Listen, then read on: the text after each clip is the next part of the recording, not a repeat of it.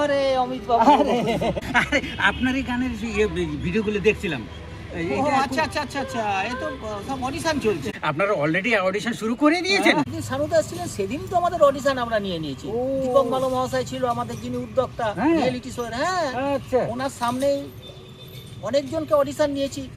গানের লড়াই মানে অনেক গান হবে, অনেক কিছু হবে। প্লিজ আপনারা দেখবেন, কিন্তু ভুলবেন না স্টার জলসা গানের লড়াই।